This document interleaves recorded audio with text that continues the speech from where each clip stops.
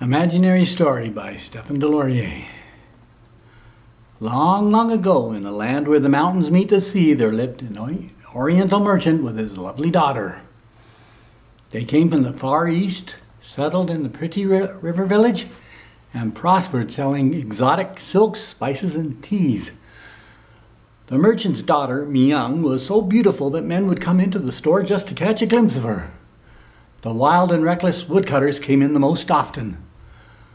The woodcutters were at odds with everyone in the village. They cut down all the trees which caused the good soil to wash away. This made it hard for the farmers to grow their crops. One night the nasty woodcutters set fire to the chapel, and the merchants were trading posts, hoping they could come back later to sell them lumber to rebuild. As they were about to set fire to the merchant's house, Diamond Ray, the frontier sheriff, came to the rescue. After saving them, Diamond told the merchant that he wanted to marry Myoung when she came of age. The merchant nodded but vowed he would never betray his daughter. Instead, he came up with a secret plan. Starting that spring, the merchant rebuilt his trading post and built a new chapel of stone. On the shortest day of the year, he installed a stained glass window that he had designed himself. He took great care to place it just right so the first rays of sun would shine through it just right. At last the chapel was finished, but few came there to worship. Every day at dawn, however, Philip Waldie, the Smithy's son, would come to the chapel to pray. When Myoung finally blossomed to a woman, Diamond Ray came to claim her. "I will post a notice in the square tomorrow stating how my daughter will be betrothed." The merchant declared it will be in the form of a riddle. If you are pure of heart, you will be able to solve it and win her hand. That night the merchant took his daughter for a walk by the river.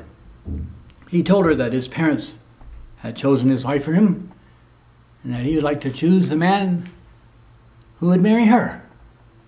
Myoung told her father that she had faith in his judgment and would abide by his decision. The next morning the merchant nailed the sign to the post. It read, "The key to my daughter Myoung's heart is one step above and beyond the imaginary mountain. The first one to bring me this key will have the hand of my daughter in marriage." A crowd of men gathered, and soon the village was buzzing. The woodcutters lined up at the trading post to buy ropes, boots, backpacks, compasses, walking sticks, and other hiking provisions. It was funny the way they all pushed and shoved each other, trying to be the first to buy stuff, only to head out in a group all together. When warm sea air blew through the valley towards the distant peaks, the mountains would turn blue and fade into the sky. Somewhere on or beyond the first mountain, it was thought that the key to Myoung's heart could be found. But no one knew that beyond the first imaginary mountain, there was a maze of imaginary mountains. Since the woodcutters had headed out for the hills, it was safe for Myoung to go out and pick some wildflowers. Philip came by to the dewy meadow, greeted her, and sat down on a stump. "Every time I go by the Smithy's place," Myoung said, "sparks start to fly." Myoung secretly admired Philip. "Aren't you going out in search of the imaginary mountain and the key to my heart?" "I'd like to," Philip said, "but I made a determination that I would go to the chapel first thing every morning to pray." The merchant had designed the chapel so that once a year, at summer solstice, the morning sun would stream through the window to make the image of a mountain on the wall. Only someone who was in the chapel at sunrise that very day would be able to solve the riddle. Philip looked up from his prayers and found the key. He ran to the merchant to show it to him, knowing that he would be the one to be betrothed to Myoung. Just before the wedding day, Myoung and her father were in front of the Smithy's when a woodcutter, holding what looked to be a giant key, stumbled at their feet.